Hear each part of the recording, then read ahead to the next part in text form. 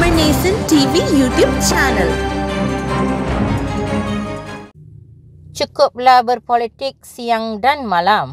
மக்கள் நலனில் அக்கறை செலுத்துங்கள்.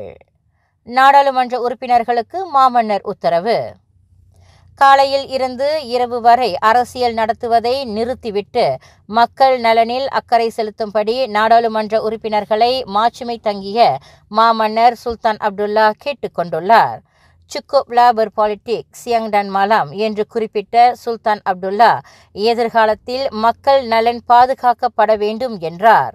ஆகவே அரசியல் நடத்துவதை விட்டு மக்கள் நலனில் அக்கறை செலுத்துங்கள் என்று நாடாளுமன்ற கூட்டத்தொடரை அதிகாரப்பூர்வமாக தொடக்கி வைத்து உரையாற்றிய போது மாமன்னர் சுல்தான் அப்துல்லா இவ்வாறு கேட்டுக்கொண்டார்.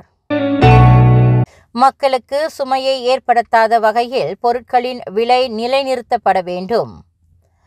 நாட்டு மக்களுக்கு சுமையை ஏற்படுத்தாத வகையில் பொருட்களின் விலை நிலைநிறுத்தப்பட்டு ஒருங்கிணைக்கும் நடவடிக்கை தொடர்ந்து மேற்கொள்ளப்பட வேண்டும் என்று மாட்சிமை தங்கிய மாமன்னர் சுல்தான் அப்துல்லா கேட்டுக்கொண்டார். மலேசிய குடும்ப திட்டத்தின் மூலம் மக்கள் அத்தியாவசிய பொருட்களை மலிவு விலையில் பெற முடிகின்றது. இந்த முயற்சி பாராட்டுக்கு உரியது.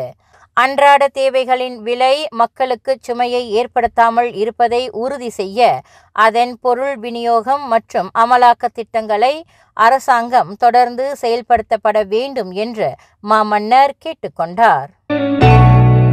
உலகம் முழுவதும் அம்பலமாகிய 1MDB ஊழல்கள் நாடாளுமன்றத்தில் பகிரங்கமாக விவாதிக்கப்பட வேண்டும்.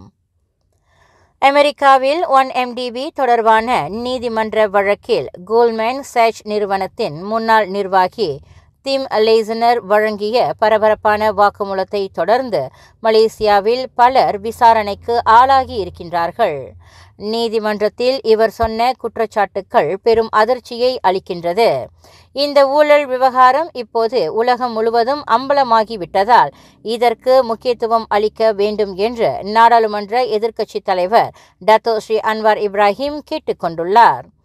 இந்த பண பரிமாற்றத்தில் சம்பந்தப்பட்ட மலேசியர்கள் யாரையும் அடையாளம் கண்டு விசாரித்து குற்றஞ்சாட்ட மலேசிய ஊழல் தடுப்பு ஆணையம் தவறிவிட்டது. 1MDB நிறுவனத்திற்கு சொந்தமான 100 கோடி அமெரிக்க டாலர் பெட்ரோ சவுடி இன்டர்நேஷனல் நிறுவனத்திற்கு மாற்ற பேங்க் நெகரா அனுமதி வழங்கியதாக டிம் லேசனர் தனது சாட்சியத்தில் கூறியுள்ளார். ஆகவே இந்த விவகாரம் நாடாளுமன்றத்தில் விவாதிக்க கோரி எதிர்க்கட்சித் தலைவர் டத்தோ ஸ்ரீ அன்வார் இப்ராஹிம் இன்று தீர்மானத்தை தாக்கல் செய்தார்.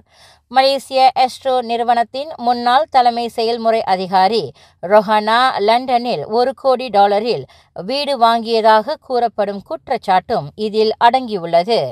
1MDB மோசடியில் தனது ஈடுபாடு குறித்து வாய் திறக்காமல் இருக்க ரொஹானாவிற்கு லண்டனில் 1 கோடி அமெரிக்க டாலர் பெறுமானமுள்ள வீட்டை வாங்கி தந்ததாக டிம் லேசனர் கூறி அதிர்ச்சியை ஏற்படுத்தி இருக்கின்றார். 1ஆம் படிவம் செல்லும் தமிழ் சீன பள்ளி மாணவர்கள் மலாய் மொழியில் தேர்ச்சி பெற்றிருக்க வேண்டும். 1ஆம் படிவத்திற்கு செல்லும் தமிழ் சீன பள்ளி மாணவர்கள் பள்ளி நிலையிலான மதிப்பீட்டில் மலாய் மொழியில் 4 இருந்து 6 வரையிலான தேர்ச்சி நிலையை பெற்றிருக்க வேண்டும் என்று அறிவிக்கப்பட்டுள்ளது. இந்த புதிய நடைமுறை இவ்வாண்டு நடப்புக்கு வருகின்றது. அந்த புதிய நடைமுறையின் கீழ் 1 இருந்து 3 வரையிலான தேர்ச்சி நிலையை பெறும் மாணவர்கள் UPLBM எனப்படும் மலாய் மொழி மதிப்பீட்டு எழுத்தறிவு தேர்வை எடுக்க வேண்டும்.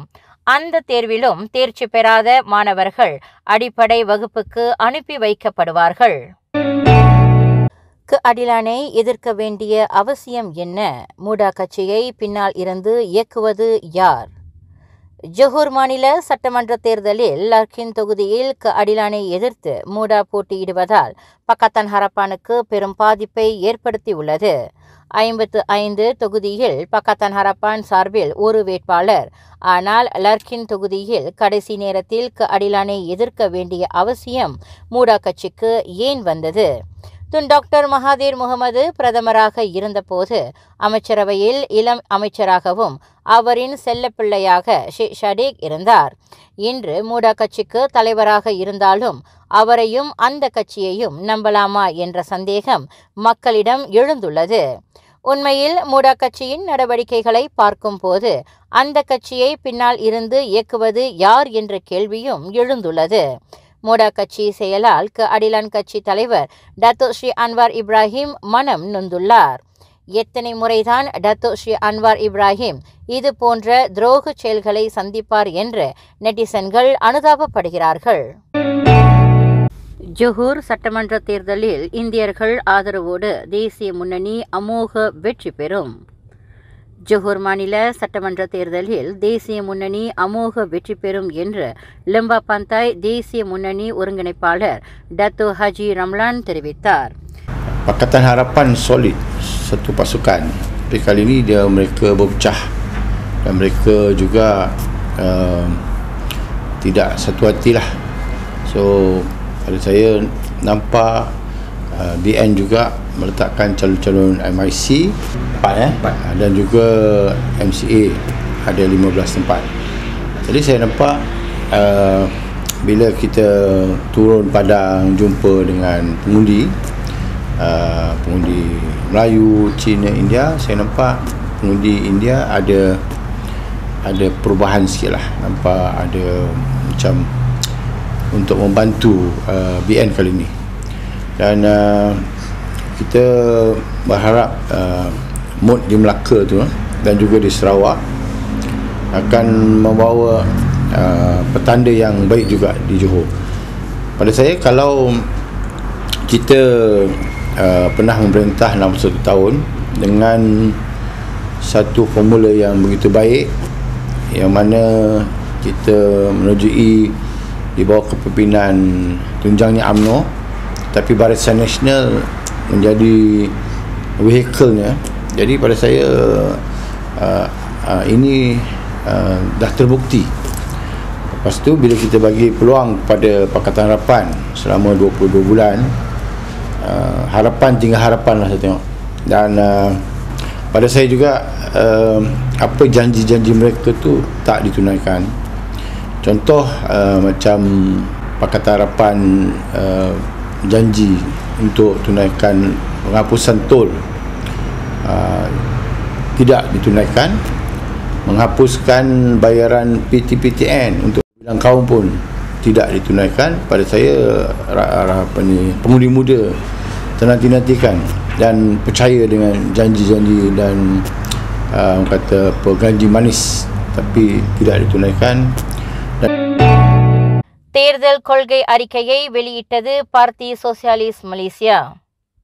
ஜொஹூர் மாநிலத்தில் முதல் முறையாக போட்டியிடும் PSM கட்சி மக்களின் அடிப்படை தேவைகளை முன்னிறுத்தும் 3 முக்கிய கொள்கைகளின் அடிப்படையில் தேர்தல் அறிக்கையை கட்சி தலைவர் டாக்டர் மைக்கேல் ஜெயக்குமார் தலைமையில் நேற்று வெளியிட்டது. எங்கள் தேர்தல் அறிக்கை வீட்டுரிமை திட்டங்கள், வாழ்க்கை செலவினத்தை குறைக்கும் திட்டங்கள் மற்றும் வேலை வாய்ப்புகளை உருவாக்கும் திட்டங்கள் ஆகியவற்றை அடிப்படையாக கொண்டுள்ளது என்றார் அவர். கொத்தா இஸ்கண்டார் தொகுதியில் போட்டியிடும் PSM வேட்பாளர் அரங்கண்ணல் ராஜுவை ஆதரித்து PSM தலைவர்கள் அருட்செல்வம், சிவராஜன், நளினி ஆகியோர் தீவிர பிரச்சாரத்தில் ஈடுபட்டுள்ளனர். உலகமே சொல்கின்றது நஜிப் ஒரு திருடன் என்று. நான் மட்டும் சொல்லவில்லை, உலகமே சொல்கின்றது Dato Sri Najib Tun Razak ஒரு திருடன் என்று முன்னாள் பிரதமர் துன் டாக்டர் மகாதீர் முகமது கடுமையாக சாடியுள்ளார். கோடிக்கணக்கில் பணத்தை திருடியதால் இவர் குற்றவாளி என்று நீதிமன்றமே தீர்ப்பு கூறியுள்ளது என்றார் அவர். DAP வேட்பாளரிடம் குறைகளை வரிந்து கட்டிய வியாபாரி. DAP ஜொஹூர் ஜயா வேட்பாளர் லியாவ் சாய் துங் பிரச்சாரம் செய்தபோது சந்தை வியாபாரிகள் அவரை வரிந்து கட்டிய சம்பவம் சமூக வலைத்தளங்களில் வைரலாகி பரபரப்பை ஏற்படுத்தியுள்ளது.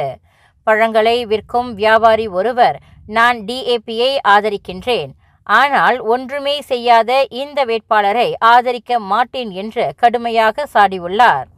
இவர் சாலை பிரச்சனையை தீர்க்கவில்லை என்பதால் அதன் வேட்பாளர் லியோவை ஆதரிக்கப் போவதில்லை என்றார்.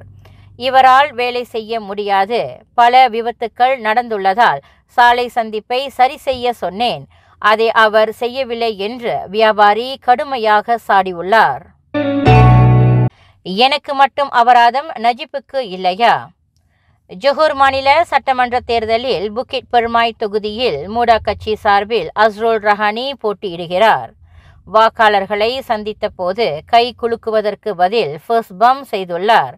SOP விதிமுறைகளை மீறி இதை செய்ததால் 1000 வெள்ளி அபராதம் விதிக்கப்பட்டுள்ளது. தேர்தல் பிரச்சாரத்தில் ஈடுபட்டுள்ள Dato Sri Najib Tun Razak வாக்காளர்களை சந்தித்து ஃபர்ஸ்ட் பம்ப் செய்து வருகிறார். எனக்கு மட்டும் அபராதம், ஏன் நஜீப்புக்கு அபராதம் இல்லையா என்று அஸ்ரோல் ரஹானி கேள்வியை எழுப்பியுள்ளார். நம்ம தமிழ் நேசன் டிவியை லைக் பண்ணுங்க, சப்ஸ்கிரைப் பண்ணுங்க, சப்ஸ்கிரைபர் பெல் பிரஸ் பண்ணுங்க. முக்ரிஸ் மகாதீரை கண்டு கொள்ள தேவையில்லை. பக்கத்தான் ஹரப்பான் தலைவர் டத்தோ ஸ்ரீ அன்வார் இப்ராஹிமை பெஜுவாங் கட்சி தலைவர் டத்தோ ஸ்ரீ முக்ரிஸ் மகாதீர் தொடர்ந்து குறை கூறி வருகிறார். பக்கத்தான் ஹரப்பான் தலைவராக இருக்கும் இவரால் எதிர்க்கட்சிகளை ஒன்றிணைக்க முடியவில்லை என்று முக்ரிஸ் சாடியுள்ளார். பரிகத்தான் நேஷனல் மற்றும் தேசிய முன்னணி தலைவர்களுடன் இணைந்து இப்போது முக்ரிஸும் அன்வாருக்கு எதிராக தாக்குதல் நடத்தி வருகிறார். இவருக்கு எல்லாம் டத்தோ ஸ்ரீ அன்வார் இப்ராஹிம் பதில் சொல்ல தேவையில்லை என்று பசிர்குடாங் நாடாளுமன்ற உறுப்பினர் ஹசன் கசீம் கேட்டுக்கொண்டுள்ளார். 3 நாட்களில் 1 கோடி வெள்ளி மதிப்புள்ள 745 கிலோகிராம் போதைப்பொருள் பறிமுதல். கடந்த 3 நாட்களில் நாடு முழுவதும் போலீசார் மேற்கொண்ட அதிரடி சோதனையில் 1,38,000 வெள்ளி மதிப்புள்ள 745 கிலோகிராம் போதைப்பொருள் பறிமுதல் செய்யப்பட்டதாக புக்கிட் அமான் போதைப்பொருள் துடைத்தொழிப்பு பிரிவின் இயக்குனர் டத்தோ அயூப் கான் மைடின் பிச்சை தெரிவித்தார்.